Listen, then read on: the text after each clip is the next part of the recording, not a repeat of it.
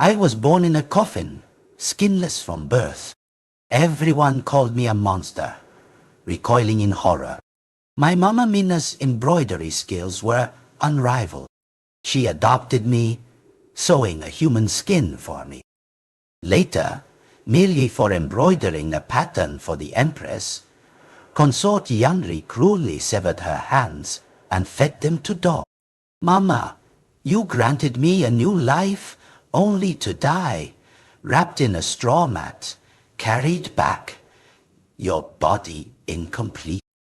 Mama Mina always said, "Heaven bestows talent, it will surely find its use." I thought, perhaps Consort Yanri's skin would suit me perfectly. My birth mother fell ill during pregnancy and died. The coffin bearers carried her to the cemetery. Hearing a baby's cries from within the coffin, they lifted the lid and saw me, covered in blood. I was born without skin, only a thin pink membrane covering my raw flesh, a terrifying sight. The coffin bearers, believing they had encountered a ghost, dropped the coffin and fled. My Mama Mina happened to be passing by.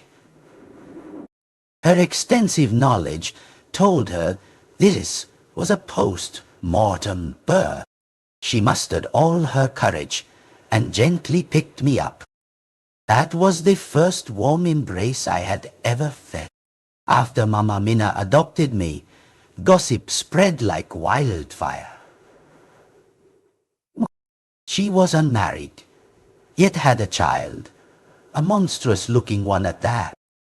They branded me an ill omen, a wicked spirit, calling me Coffin Girl. Strangely, I was conscious from birth.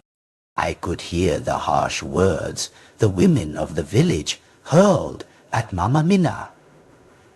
Darting in, tänkt out Nise.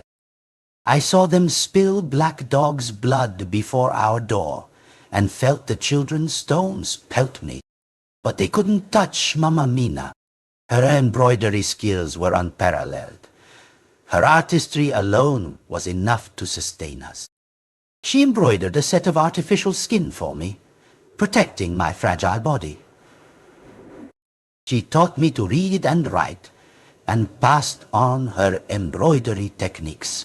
Sometimes she would confide in me.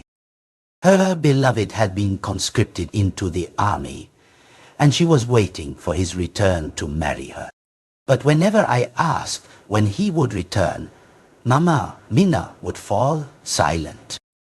The borders of the Yanhuang dynasty were plagued by constant warfare, littered with corpses. No one could ever be sure. When I came of age, Mama Mina became a palace embroiderer. She was overjoyed because the palace stipend was high, and sometimes the noble ladies would even reward her with hairpins. She planned to save them for my dowry. I didn't want to marry. I only wanted to stay by Mama Mina's side forever. But Mama Mina didn't see it that way. She hoped I could live a normal, happy life. The good times didn't last. Mama Mina was dead. My mama lay lifeless on a straw mat, her face ashen, without the hands she had always been so proud of. Her body was incomplete. I took a silver hairpin from my head and pressed it into the eunuch's hand. He told me that Mama Mina had been making clothes for Consort Yanri while also embroidering for Empress Jiang, which angered Consort Yanri, leading her to sever Mama's hands. I felt a haze of confusion. "Is that all there was to it?" he replied. "That's all. In this world, commoners are mere blades of grass, stepping stones for royalty and nobles." Mama Mina always told me not to look down on myself, that heaven bestows talent. It will surely find its use. I finally understood my destiny. Born without skin, it was heaven's will for me to wear the consort skin. I slipped a generous amount of silver to the eunuch, and he recommended me to the imperial atelier. Among the new embroiderers in the palace, I quickly rose to fame with the embroidery skills Mama Mina had taught me. Along with other talented artisans, I was granted an audience with Empress Jian and the other consorts. People are judged by their clothes, horses by their saddles. Each lady-in-waiting yearned for an embroiderer with exceptional skill to create garments that would capture the emperor's attention. I finally saw the noble consort who had severed Mama Mina's hands. She wore a deep crimson gown, embroidered with magnificent golden peonies. So lifelike they seemed to breathe. The exquisite, delicate embroidery immediately struck me as Mama Mina's work. Consort Yanri was breathtakingly beautiful, with flawless, delicate white skin. I yearned to know what she would look like without that skin. Kneeling on the ground, I presented Empress Jiang with a Nishan feather gown I had crafted overnight. When still, the gown displayed solemn white lotus blossoms. With movement, these lotuses would ripple, shimmering with dazzling light, as if a celestial being had descended to earth. I saw the astonished gazes of the other consorts, but my only concern was whether Consort Yanri would notice my artistry. This embroiderer, I want her. Just as I expected, the next second, Consort Yanri spoke, her tone languid. These past few days in the palace, I've been gathering information about the various factions from the older palace staff. Empress Jiang, the Grand Empress, Dowager's granddaughter, and the Prime Minister's daughter, represented the power of the civil officials. Noble Consort Yanri, on the other hand, was the younger sister of the great general of the Northwest.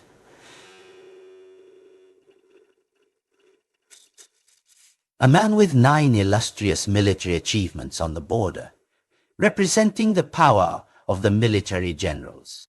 The other minor consorts constantly sought to align themselves with these two major forces. My dear sister, you just crippled an embroiderer. Shouldn't you leave some useful talent for the rest of us sisters? Empress Jiang said with a smile. I see that Sister Hui's palace is short-staffed and needs to rush children's clothes. Consort Hui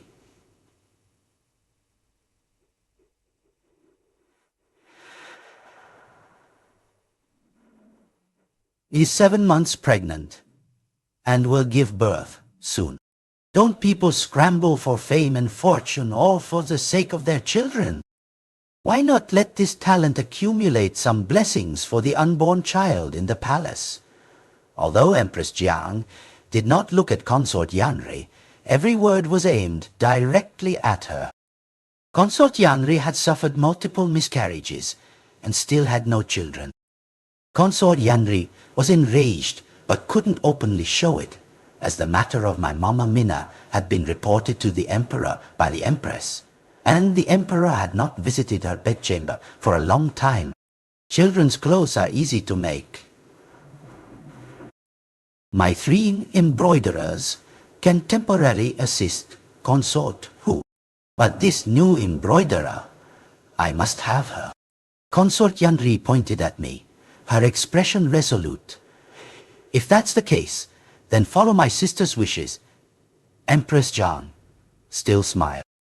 I entered Consort Yanri's palace as I wished. The moment I stepped through the palace gates, a thunderous slap sent me sprawling to the ground. It turned out Consort Yanri had been suppressing her anger all this time, only to unleash it once inside her own palace. You wretched slave! Quickly beg the noble consort for forgiveness.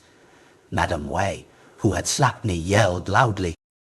My face swelled, and the metallic taste of blood filled my mouth. I immediately scrambled up and knelt on the ground, repeatedly knocking my head against the blue flagstones, one after another, until the stones were stained bright red. I wondered if Mama Minna had felt such bone-deep pain when her hands were severed. Perhaps the sight of a servant kowtowing no longer appeased Consort Yanri's fury.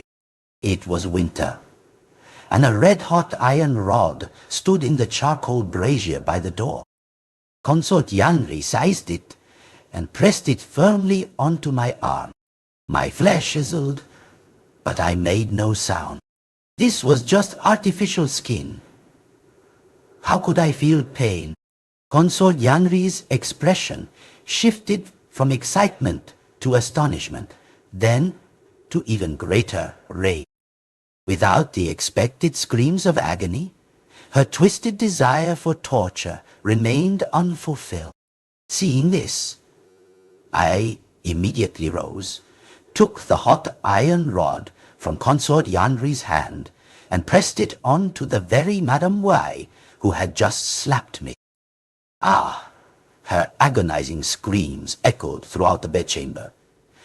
Noble consort, I have felt no pain since childhood. But if your ladyship wishes to hear screams, I can make them for your ladyship. I am willing to do anything for your ladyship. Hearing the madame's pained shrieks, Consort Yanri clapped her hands and exclaimed, "Excellent!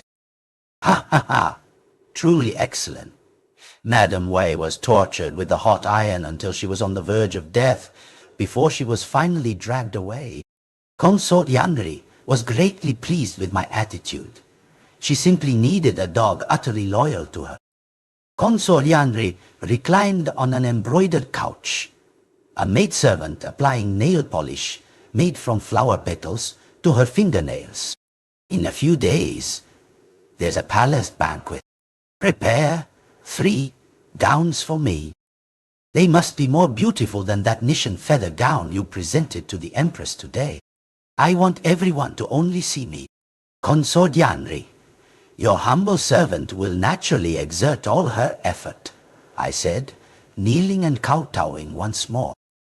Consort Yanri adored crimson, but she could not, and was not permitted to, wear true imperial red. The Emperor, Grand Empress Dowager, and Empress would all be displeased. I created 3 exceptionally elegant gowns. The moment I presented them to Consort Yanri, she snatched a steaming cup of tea and hurled it at my face. "You wretch! Are you mocking this consort?" Consort Yanri's expression turned ferocious, as if she would sever my hands and feed them to dogs the next second. I let the tea stream down my face, neither arrogant nor diffident, saying, "Your ladyship, there is a hidden mystery within this gown."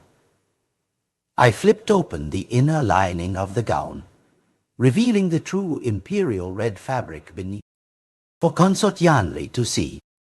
Indeed, a greedy light, a craving for power, flickered in her eyes. As long as the Empress remained, she could only wear shades of red, only be a consort, and later only a grand consort. I know your ladyship loves red. The inner lining of all 3 of these gowns is true imperial red. Insolent wretch! Do you not know that true imperial red is reserved solely for the Empress? Do you wish to bring about my death? Though Consort Yanri cursed me, her gaze was fixed intently on the crimson fabric. Over the true imperial red lay a layer of moonlit gauze, its color appearing slightly off to the naked eye. However, in your humble servant's opinion, your ladyship can naturally wear this true imperial red. I prostrated myself at her feet, uttering flattering words. Currently, there is warfare in the northwest. If your ladyship changes her usual opulent Using simple hairpins and modest attire, you will surely capture His Majesty's attention and earn a good reputation. Consort Yanri looked at me suspiciously. I have never seen an embroiderer who can also guess my thoughts like you. My younger brother is ill, your ladyship. If my skills can benefit your ladyship, you would naturally not treat me poorly. I offered an unassailable reason. Gold and silver Consort Yanri has plenty of. She tossed a few gold leaves at my feet, saying indifferently, if you are useful, then any amount of gold and silver is worth it.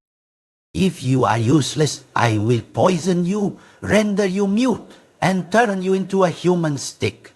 A warning to future generations not to arbitrarily probe my thoughts.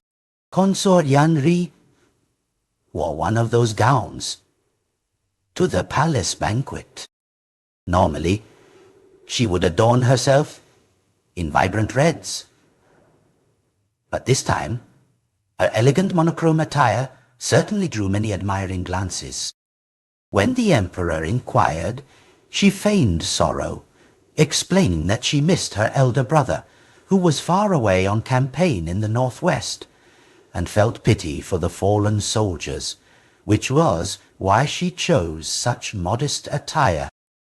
The emperor praised her magnanimity, and that very night he stayed in her bedchamber. She finally wore the true imperial red gown she had long coveted, and with the emperor staying, she was overjoyed, rewarding me with a box of gold, silver, and jewels. In the days that followed, I designed many new styles of clothing for her. She stood out in the harem, and the emperor visited her more and more frequently. However, the emperor's frequent visits were not only due to the novelty, but also because the great general of the Northwest had won a decisive battle. But for Consort Yanri, the greatest joy was that she was pregnant again. To be both favored and pregnant at such a time, with her elder brother also being ennobled, she saw me as a bringer of good fortune, favoring and trusting me even more. I saw the value of her skin growing ever higher. As I pondered which method to use to acquire that skin, I was knocked unconscious and carried to a dark place. You've been greatly favored by Consort Yanri recently.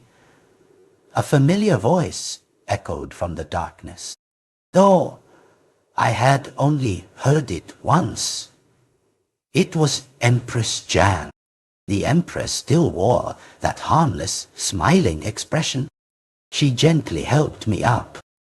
Your ailing younger brother. I've sent someone to look into it. Thank you, your ladyship, I replied. When I entered the imperial atelier, I had assumed the identity of an embroiderer named Funa. She and her sick younger brother relied on each other. I had agreed to send her my wages monthly so she could care for her brother and afford his treatment. The Empress's words were clearly meant to control me through a loved one. Alas, I no longer had any loved ones. After thanking her, I offered no further words. Her falsely gentle expression hardened. If you agree to work for this consort, sending an imperial physician to fully cure your brother would be no difficult matter. I feigned immense emotion, as if seeing the Empress as a savior. If my brother can be saved, your humble servant will do anything. The Empress nodded, satisfied. Madame Wai, standing by her side, presented a small bottle of powder. You must embroider this musk powder into Consort Yanri's garments. As I took the bottle, Madame Wei cautioned, the most important thing is not to panic. The previous embroiderer was discovered by Consort Yanri, before she could even succeed. My heart trembled slightly. I asked, "Are you talking about the embroiderer whose hands were severed?" That embroiderer was useless. Before the task was complete, she panicked and revealed herself to Consort Yanri. "If you fail, commit suicide. Your ladyship will ensure your brother's safety for life." It turned out that Mama Minna hadn't merely embroidered for the Empress. She had been coerced into working for the Empress, which was why Consort Yanri had severed her hands. What had the Empress used to threaten Mama Minna? Was it me, the ill-omened one she saved, the one she had protected all her life? I swallowed the metallic taste of blood in my mouth, gritted my teeth, and took the vial. Consort Yanri grew increasingly dependent on me. I even replaced her personal maid, becoming the one who helped her dress daily. I knelt on the ground, fastening her buttons, and she leaned down from above to pinch my cheek. "Your skills in serving people are far superior to other servants. If your appearance weren't so ordinary and His Majesty didn't notice you, I would have already promoted you to a high position."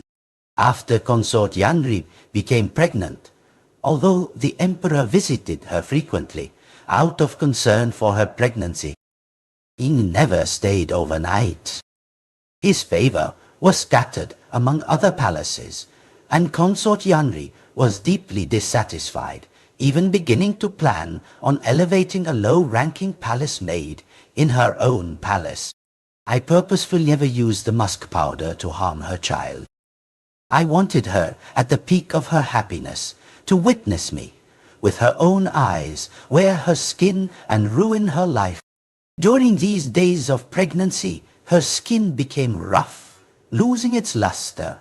No matter how beautiful her clothes, it was useless.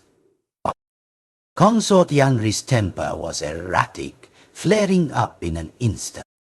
Seeing the opportune moment, I leaned close to her ear and whispered mysteriously, "Your ladyship, your humble servant possesses a secret family art that can create silk as thin as cicada wings.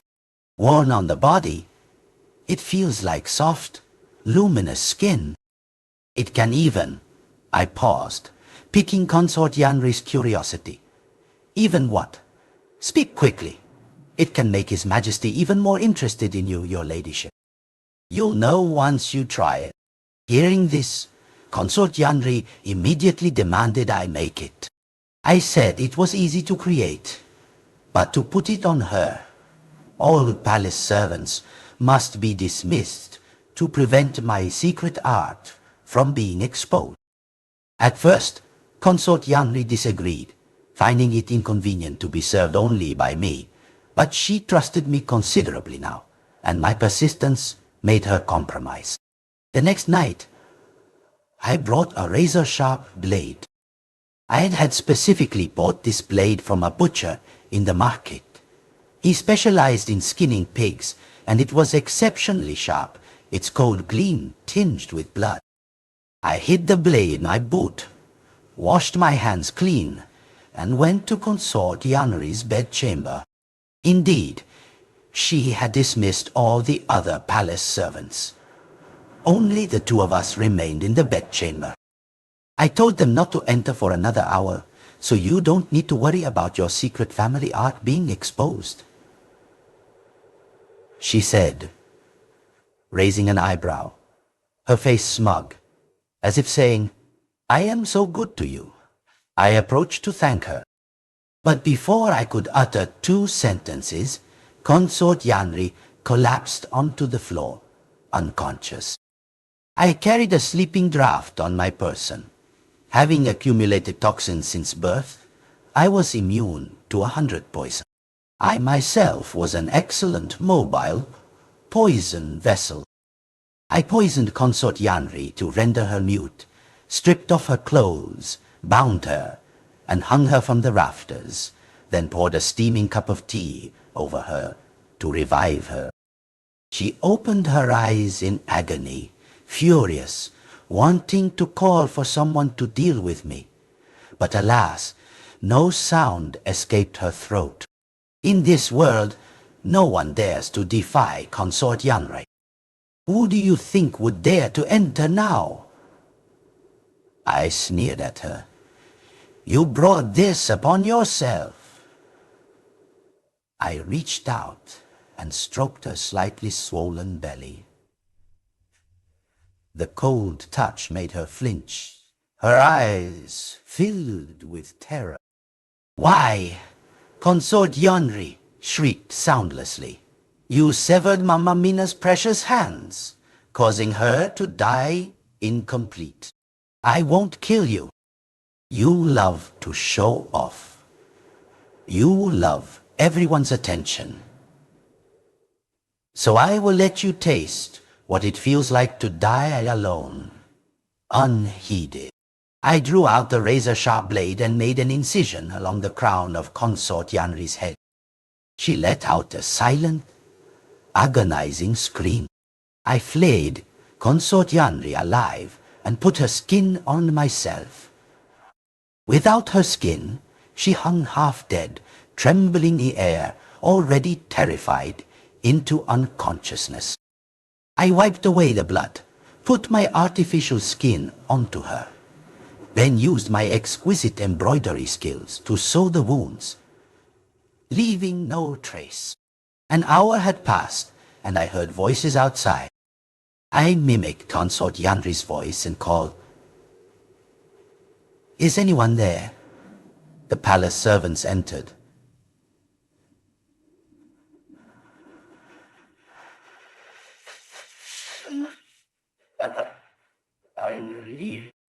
I clutched my belly and angrily said, This wretch dared to barge into my palace. I ordered them to splash water on her to wake her up and slap her forcefully. My stomach hurts. Quickly summon an imperial physician.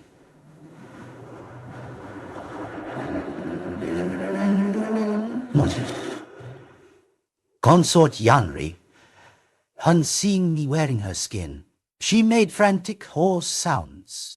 The servants restrained her tightly and delivered a resounding slap. The servants slapped her so hard that when the imperial physician arrived, Consort Yanrei's face was swollen, and she no longer had the strength to resist. She stared at the imperial physician, who was taking her pulse. Ah, she softly cried, hoping the imperial physician would recognize her through her pulse. Alas, the physician's brow furrowed more and more with cold sweat as he checked her pulse. He had clearly detected a pregnancy pulse before, but today her pulse was still as stagnant as dead water. Not to mention a pregnancy pulse. It was truly the pulse of someone about to die. He was only concerned with saving his own head and naturally paid no attention to Consort Yanrei's movements. How is she? I asked coldly. The imperial physician dropped to his knees with a thud. This humble servant's medical skills are not proficient. I beg your ladyship's forgiveness. I let out a cold snort. If you wish to keep your life, then announce that I suffered a miscarriage, and simply corroborate my story. This misfortune is not yours alone. Others will share your bad luck. Having served in the imperial palace for many years, the imperial physician understood many unspoken rules. He believed I was using this opportunity to eliminate rivals. He trembled, kowtowed in thanks, and quickly left the bedchamber. I spread the news of the miscarriage and ordered Consort Yanrei to be taken to my old quarters. The next day, Consort Yanrei, wearing my artificial skin, was discovered dead in an abandoned well. The arrogant noble consort, carrying the imperial heir, died unnoticed in a dark, cold well. I ordered her body to be retrieved. The body had been immersed for a day and was slightly pale. Consort Yanri died with her eyes open, her dead fish eyes seemingly staring at me. I bowed my head and said sarcastically, "The Empress is indeed ruthless enough to nip the problem in the bud once the deed is done. Consort Yanri, how does it feel to die at the hands of the one you despise the most?" News of Consort Yanri's miscarriage spread, and compensation in the form of jewels and precious gifts flowed into the palace like a river. The emperor and other consorts came to visit, but I closed my doors to all, feigning an appearance of profound grief. In reality, I was busy processing Consort Yanri's skin, with no time to deal with visitors. I had learned how to flay from the butchers, but I had no method for preserving human skin. Consort Yanri's skin, unlike my artificial one, began to emit a faint odor after being worn for a few days. I had to soak it in fragrant herbs for a long time to infuse it with scent, feeling a pang of regret that I had put my own artificial skin on Consort Yanri. What a waste. Now, I could only move swiftly and decisively. Otherwise, prolonging the deception would expose me. Consort Yanri used to write monthly letters to her general brother on the border. I did too. I not only wanted Consort Yanri's life, but also to usurp her lofty position as noble consort. My letters were filled with lamentations about my dissatisfaction with the Empress and my disappointment with the Emperor. I wrote that if I were not childless, I would surely seize the Empress's throne from that wretched woman. I hinted to my brother that once I bore a prince, I would overthrow this empire. I knew the Emperor would surely intercept my letters. Indeed, within days, the Emperor insisted on visiting me, despite my refusal. This wasn't the first time I'd seen the Emperor, but it was my first direct interaction with him. He possessed fox-like eyes. With age, his eyelids drooped, obscuring most of his gaze, making him appear even more cunning and sinister. I had seen Consort Yanri's demeanor before the Emperor. She was utterly submissive and alluring. I, however, was not only submissive, but also displayed an attitude of humility and forbearance. Such an attitude completely contradicted the arrogant image conveyed in the intercepted letters, further fueling the Emperor's suspicion. The Emperor clutched his chest and declared, "My body is not well.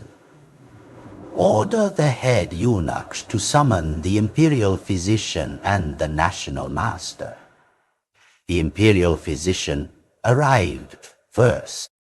After taking the Emperor's pulse, he uttered polite platitudes, saying that the Emperor was overworked from state affairs, his mental strength depleted, and needed much rest. These words clearly displeased the Emperor, who impatiently waved him away. The Emperor's expression remained exceedingly gloomy until the rather pleasing national master arrived. The Wei Hang had appeared 5 years prior, during a great drought in the Yanhuang dynasty.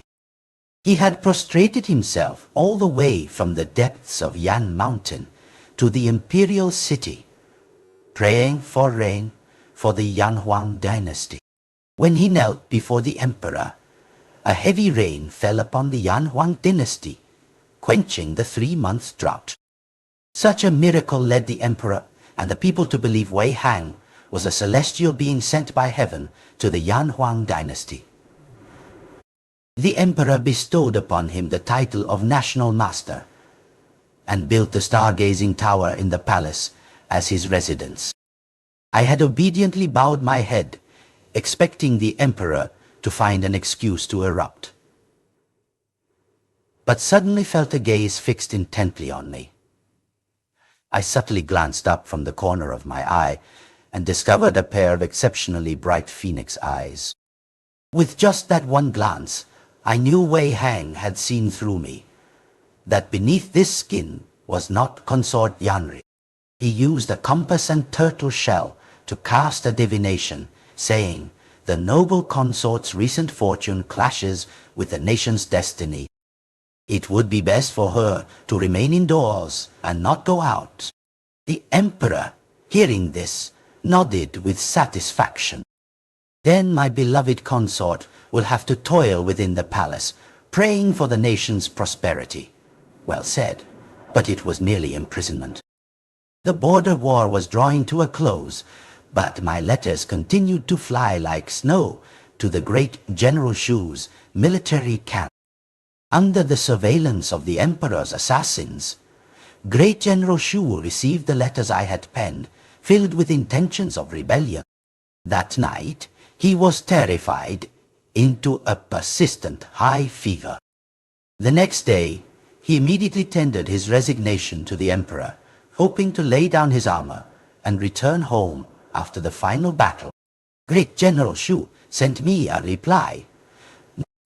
In the letter, he chastised my reckless behavior, warning me not to jeopardize the lives of our entire family, advising me to stay in my proper place, and explicitly stating that if I committed an irreparable act, he would surely remove my name from the family register. Great General Shu's humble attitude and severance of ties temporarily preserved the lives of his entire family. After half a month of imperial confinement, Empress Jiang sent Madame Wei to me with a strip of white silk. I sat poised and arrogant, gazing at Madame Wei.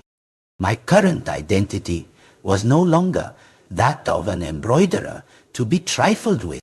I was a noble consort who had accompanied the emperor for many years. If I were to humble myself and claim that I had temporarily gone mad from losing my child, the emperor might even change his mind. The empress was desperate to kill me, fearing my resurgence. Your ladyship, this is His Majesty's will. Please don't prolong this any further. This Madame Wei was the empress's close maidservant, the one who had ordered me to drug Consort Yanri that day. She knew quite a lot about the empress. Only you stay, I command. I have words to impart to the empress. Once I've spoken, I will obediently take my own life. Madame Wei heard this, and then motioned to the others. She stayed, approaching me. Earlier, I severed the hands of that embroiderer and threw them into the empress's palace. Now, go find them for me. Madame Wei looked at me with some confusion, demanding the hands of a dead embroiderer. She didn't understand my scheme. Consort Yanri had only revealed to me that she had severed Mama Minna's hands and thrown them into the empress's palace as a show of intimidation.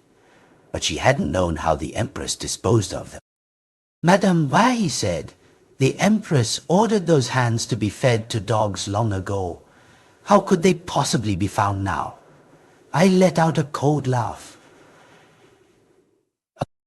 Is this how you treat those who risk their lives for you? Madame Wei retorted, it was your ladyship yourself who severed the hands. Isn't it ridiculous to say such things? I trembled with fury. Mama Minna died for such people. I stepped closer to Madame Wei, suddenly pulling the razor-sharp blade from my waist and slit her throat. She had not expected a noble consort to possess such a murderous intent. Without a sound, she gasped and died, eyes wide open. I decisively cut off her facial skin, exchanged and restitched it with Consort Yanri's facial skin, then changed clothes. After that, I knocked over a blue and white porcelain vase, placing a shard of porcelain in her palm. I calmly walked out and told the people outside, Consort Yanri is dead. No one cared whether a disgraced consort had been hanged or slit her own throat. After leaving the gates, I hastened towards the Empress's palace, and on the way I encountered National Master Wei Han. He seemed to instantly see through me once more. Madam, please stay and speak a few words. I hesitated slightly, but my body involuntarily followed him. Reaching a secluded corner, he pointed at my hands. Madam Wei wouldn't have such young, fair hands. Then he took out a small bottle of ointment from his robes, smeared a little on my hands, and immediately my hands were covered in wrinkles. I can help you dispose of the noble consort's body. A noble consort's death is not as simple as that of a palace maid. After death, her clothes must be removed for examination. How could an old madam compare to Consort Yanri's delicate, fragile figure? What do you want me to do? I asked. Wei Han smiled. Once you complete your revenge, work for me. I agreed without hesitation. With Mama Minna gone, I was merely a rootless duckweed in this world.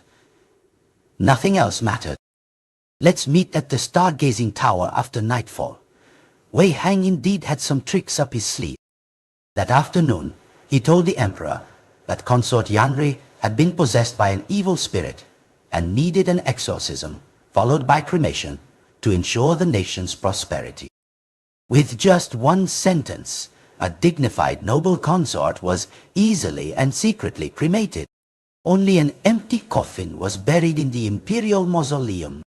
The Empress is next, isn't she? Wei Han said softly, then handed me a vial of poison. Colorless and odorless. Just a trace will cause excruciating bone marrow pain. No cause will be found. You only need to rub it on your wrists and comb the Empress's hair. I also have a marrow cleansing pill that can eliminate odors. The perfumes you've been using are too strong. This skin still faintly smells of musk. He fanned his nose. In the following days, I rubbed the poison on my hands and attended to the Empress, combing her hair. 3 days later, the accumulated toxins began to take effect. The Empress first suffered such excruciating leg pain that she couldn't walk. Then her head throbbed as if struck by a hammer, and the agonizing nerve pain made her writhe on the floor, losing all semblance of an empress, resembling more a mourning dog.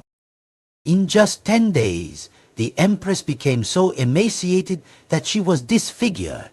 All imperial physicians failed to find the cause of her illness. In desperation, the Empress sought out Wei Han, suspecting she was possessed by evil spirit. She said it was perhaps the vengeful spirit of Consort Yanri haunting her, giving her no peace. Hearing this, I grew even angrier. She didn't even consider my Mama Minna when thinking of evil spirits. Surely believing Mama Minna's death was utterly inconsequential.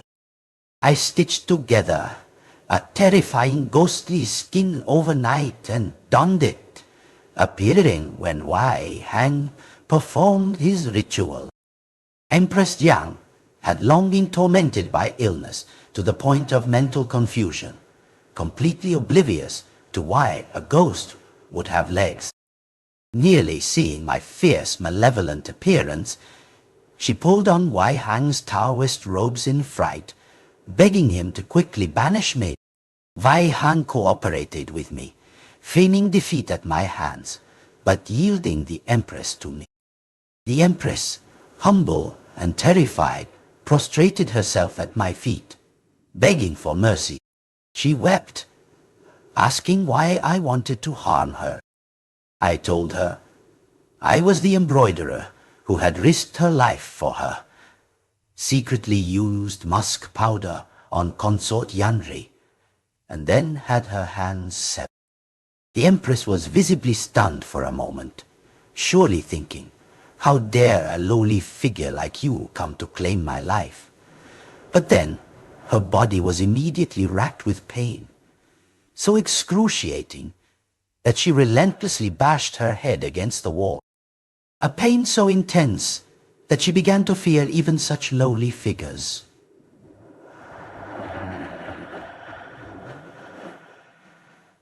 I'm sorry, I was wrong. Please spare me. Mama, do you hear that? But I had no intention of sparing the Empress. A life for a life was only fair. I administered an even stronger dose of the poison. Well,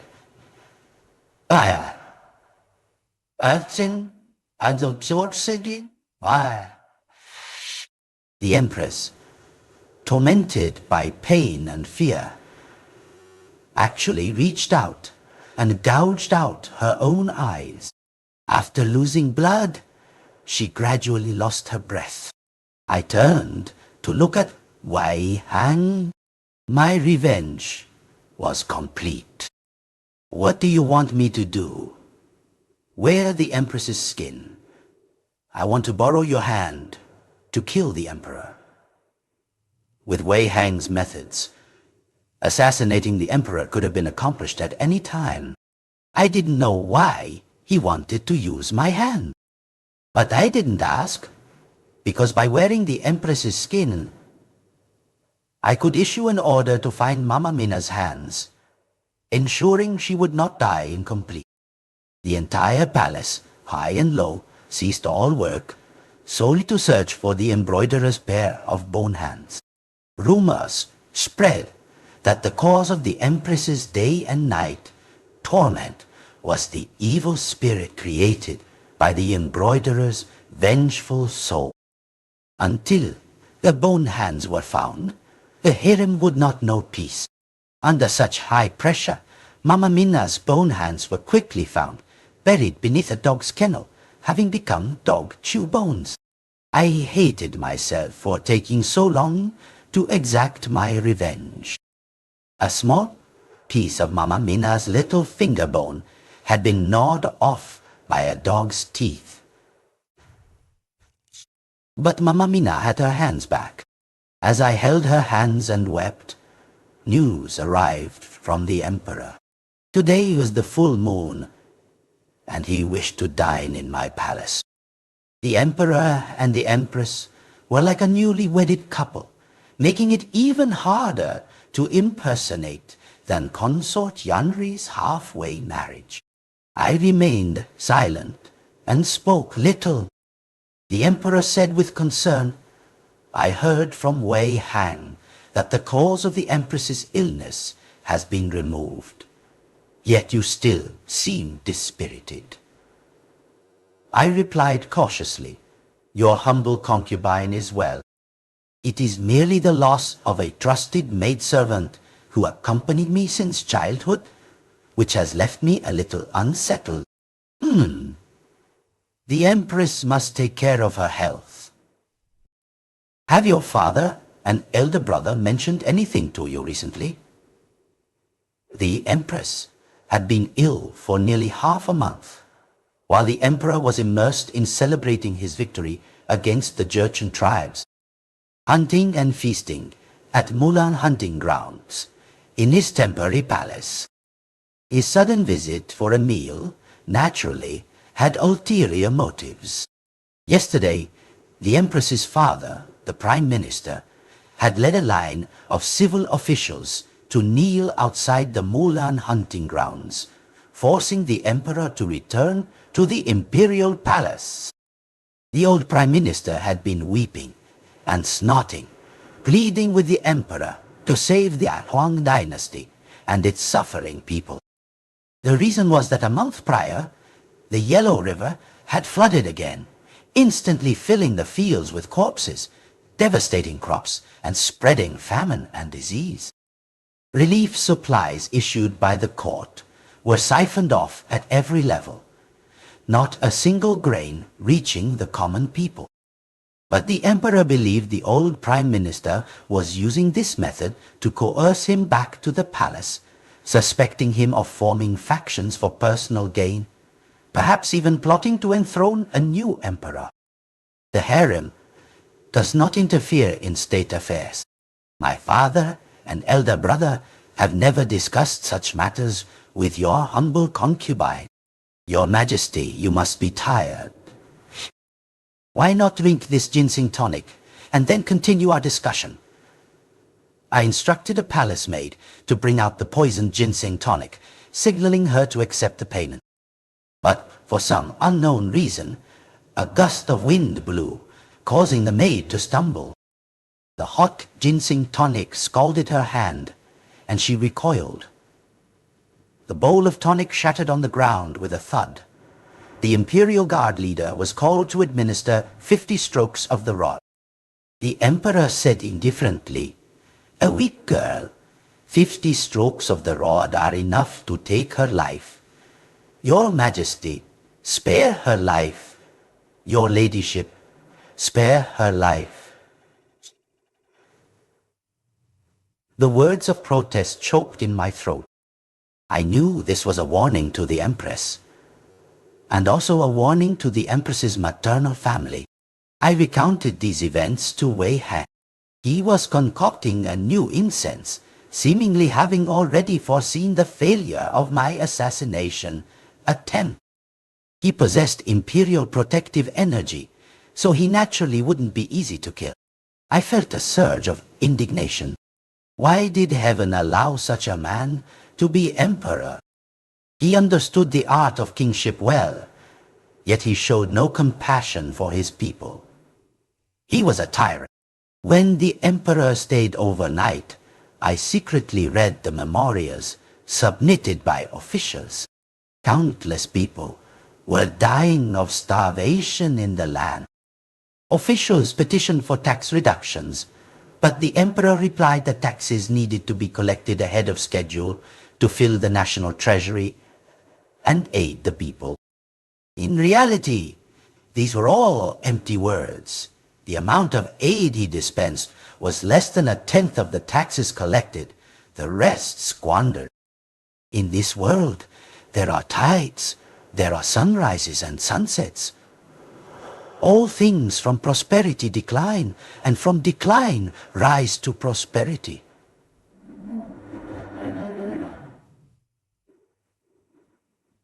This is the law. Wei Han smiled slightly. But we can accelerate this law, saving tens of thousands of people from misery. He handed me the finished incense. The effect of this incense was simple. It was an aphrodisiac. Only you can kill him. I fabricated an excuse for a meeting and invited the emperor to my palace. The rest was simple. With the aphrodisiac incense, the emperor naturally became very intimate with me. Thus, we engaged in physical intimacy.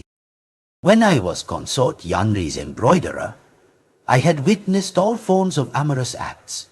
Now, it was my turn, and I found it utterly tasteless. I had absorbed the poison into my body. I wanted to see how the imperial protective energy would still shield him. Sure enough, a moment later, the emperor's face turned ashen. He clutched his chest, gasped, and collapsed on top of me, lifeless. I composed myself and blew the silent whistle Wei Han had given me. Wei Han appeared in the room, reached out, and drew the imperial protective energy from the emperor's body, then led me away. The emperor was dead. The empress was merely a layer of human skin, scaring the palace servants into scattering from the palace. Such strange occurrences could no longer be concealed. The empire plunged into chaos. All the emperor's sons were young. There was no one in the palace capable of leading the country. Rebel armies clashed everywhere. Wei Hang released the imperial protective energy he had obtained. The energy seemed to find its master, entering a seemingly ordinary pale-faced scholar. Instantly, the scholar gained the charisma and courage to lead the realm. Wei Hang cast a spell, and a captivating, spirited beauty from an ancient painting soared towards me. Golden light flashed, and I transformed into the beauty from the painting. This is called painted skin, a very simple little spell. You can change your appearance to anything you wish later. I will teach you magic, so you won't have to wear those foul-smelling human skins anymore, Wei Hang said with a smile. Before I could even admire my new face, Wei Hang applied a false beard to himself, had me change into men's attire. And that very night, we went to pledge allegiance to the pale-faced scholar, becoming his retainer. The pale-faced scholar, named Liang Jin, claimed to be a royal scion of the previous dynasty. He had vast wealth, traveled extensively, and made many friends. Not long ago, because of his handsome appearance, 2 women set their eyes on him, competing fiercely, yet eventually agreed to marry him simultaneously as equal wives. These 2 women were not of ordinary backgrounds.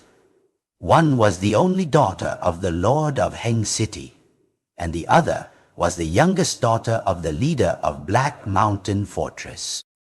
That Liang Jin could persuade them to put aside their rivalry and marry him simultaneously showed he possessed a certain degree of cunning and strategy. These 2 wives, with their rather special backgrounds, also provided him with the capital to contend for the throne. The moment the court descended into chaos, he immediately summoned his 2 fathers-in-law to discuss strategy, gathering talented and unusual individuals under the banner of restoring the former dynasty. It was then that one realized his grand ambitions. His travels and friendships were all a facade. In reality, he was surveying terrain and secretly recruiting soldiers.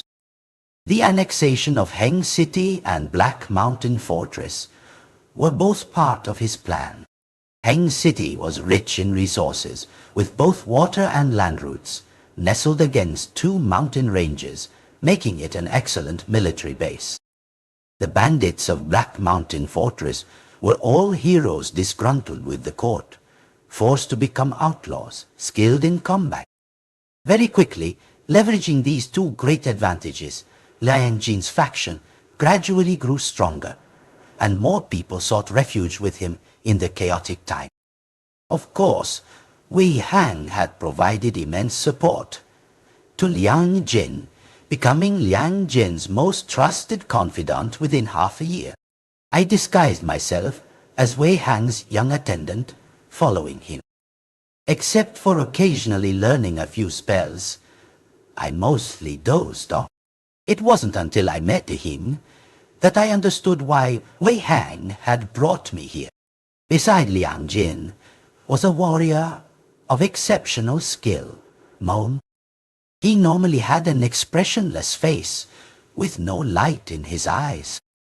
It was said that Liang Jin had rescued him from a pile of corpses on the border battlefield. He had lost all his memories, didn't even know his own name, and every day clutched an embroidered pouch in his hand, lost in thought. One day, I learned a new spell, transmuting stones into gold. I picked up many small, beautiful stones by the river, put them into my embroidered pouch, preparing to turn them all into gold. On my way back, I bumped into Mo. Our embroidered pouches, identical, except for a few extra words on his, fell to the ground. His raid. May we be of one heart, our heads forever entwined. I immediately looked up at him. He possessed a loyal, square-jawed face with an unwavering steadfastness between his eyebrows. Mo didn't even glance at me, as if I were merely a stone statue. He nervously picked up his embroidered pouch, brushed off the dust with his hand, then gently blew on it, before carefully placing it against his chest. So, this was the man Mama Mina had been waiting for. So, he still cherished Mama Mina's embroidered pouch, even with his memory lost. From the moment I realized Mama Mina and her beloved were separated by life and death, I persistently pestered Wei Hang to teach me the soul-summoning art. At first, Wei Hang refused, but my incessant nagging wore down his patience, and he eventually taught me. He crossed his arms, saying with a hint of exasperation, "With your current cultivation, you'll need another 100 years of practice to succeed."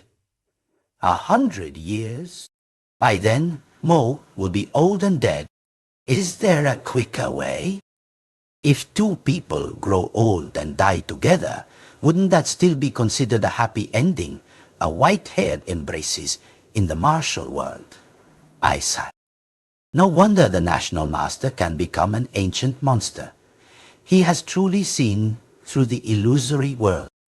But I still have worldly desires. For my Mama Mina to be happy, to have no regrets. In this life, at least. Wei Hang pondered for a moment, then said, "The soul summoning art involves borrowing from the king of hell, requiring much yin virtue." 约翰，你在saying it? 依然。I know. If you have free time, you can help people to accumulate yin virtue. I found this very reasonable, so I used the excuse of needing a bodyguard to bring Mo along. The situation was chaotic then. War refugees could only abandon their homes, but most still stubbornly remained in their hometowns. The lives of the people within Liang Jin's sphere of influence were relatively stable. Liang Jin promoted diligence and frugality and was skilled in rhetoric, extracting considerable wealth from rich merchants. Over 10 fortresses on his map were as solid as bronze, as impregnable as a fierce hound. Therefore, he did not levy excessive heavy taxes on the people. However, other forces, lacking either men or money, resorted to extorting the populace, conscripting all men, and imposing heavier taxes, causing the people immense suffering. Countless people died of starvation, illness, or in the chaos by the roadside, even leading to various epidemics, large and small. I chose a city to stay in, relying on the stone-to-gold transmutation spell I had just learned. I exchanged it for food from unscrupulous merchants who profited from the dead, and also gathered women to gather medicinal herbs in the mountains, barely managing to save a group of people. But just as this group began to recover, they were conscripted and then died in battle. After several such cycles, I grew furious and personally investigated who was controlling this small city. My investigation revealed that this force was none other than the elder brother of that wretch consort, Yanri. Great General Shu. After the fall of the Yanhuang dynasty, instead of suppressing the rebels for the court, instead raised the banner of purging the emperor's side and gathered a group of rebel forces to occupy the northwest. The Shu family, already extravagant and wasteful, maintained their decadent lifestyle even on campaign, continuously plundering the people's wealth to fund their pleasures and indulgence. And the empress's maternal family, occupying the capital, was no better. Everywhere, there were grievances from the people. I had thought killing the Empress and Consort Yanri was my revenge. In reality, that was just personal vengeance. There was also a debt to the nation. Knowing all this, I returned to Wei Hang's side.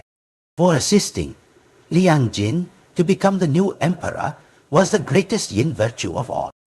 Wei Hang did not ask the reason for my return. It seemed he had already seen through everything. He began to teach me more spells, and I no longer dozed off, but strived to learn faster. Gradually, the formations I set up could help Liang Jin use 500 troops to defeat an enemy force of 10,000. Liang Jin's momentum was unstoppable. He gradually encroached upon the territories of the Shu family and the Empress's maternal clan. However, this also brought various assassination attempts aimed at him. Courtesans, dancers, and even a small roadside beggar would stab him when he was off guard. Just before the night he was to ascend the throne, a maidservant by his side suddenly used a poisoned golden hairpin to stab him in the throat. When everyone was unprepared, it was Mo who saved Liang Jin. Before Mo died, he finally remembered Mama Mina. He clutched the embroidered pouch and said, "Mina, wait for me." Wei Hang helped me imprison Mo's soul. The next day, Liang Jin ascended the throne. And indeed, my yin virtue surged. The soul-summoning art, which I had been unable to perform, now manifested with a golden glow after I gritted my teeth and spat out a mouthful of blood. From the embroidered pouch Mama Mina had sewn for me, that familiar, gentle face suddenly appeared. "So you were always by my side," she seemed to say. Mama Mina's eyes shifted from hazy to clear. Although I wore a painted skin, she immediately recognized me. "Anya, you've become even more beautiful," Mama Mina said with a smile. She reached out to wipe away my tears, but realized she couldn't touch me. "Mama, I found your beloved." "Aren't I clever?" Mama Mina saw Mo's soul, her eyes incredibly gentle, and said something exactly like Wei Hang. "Dying together is also like growing old and gray together, isn't it, Enya?" "Thank you, my child." Mama Mina and Mo held hands, smiling as they faded into the void. Wei Hang and I returned to the Daoist temple deep within Yan Mountain. I was born under a full yin fate, in a yin year, yin month, and yin hour, bearing the karma of tens of thousands of people. I was no longer eligible for reincarnation, with only the path of cultivation remaining. My cultivation speed in the initial stages was incredibly fast, yet I couldn't break through no matter what. Wei Hang said, "Your earthly ties are not yet severed," and personally led me back down to the mortal realm. This descent occurred 10 years later. Now the great Liang dynasty, founded by the very pale-faced scholar Liang Jin of yesteryear.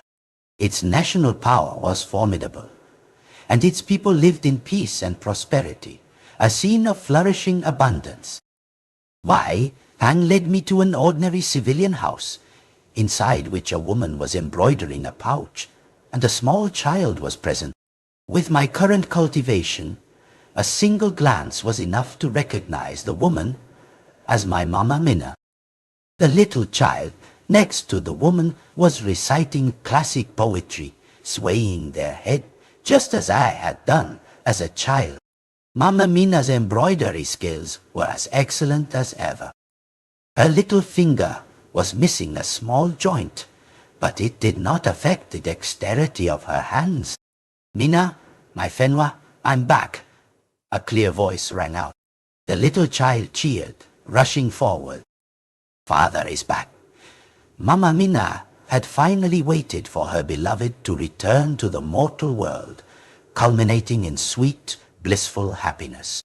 The entire family embraced each other joyfully, beautiful as a painting. I broke off the little finger bone from my own hand, performed a spell, and that finger bone immediately regrew on Mama Mina's hand, perfectly flawless. "Mama, you must be happy." To reconnect two deceased souls with the red thread of fate across 3 lives and 3 generations, I spent no small amount of effort. "How do you intend to repay me?" Wei Hang bit his own finger, conjuring another little finger bone for me. "I have broken through my cultivation. 1,000 years from now, all will be yours. Is that not enough to recoup your investment?" I glared at Wei Hang, the one who profited yet still feigned indifference.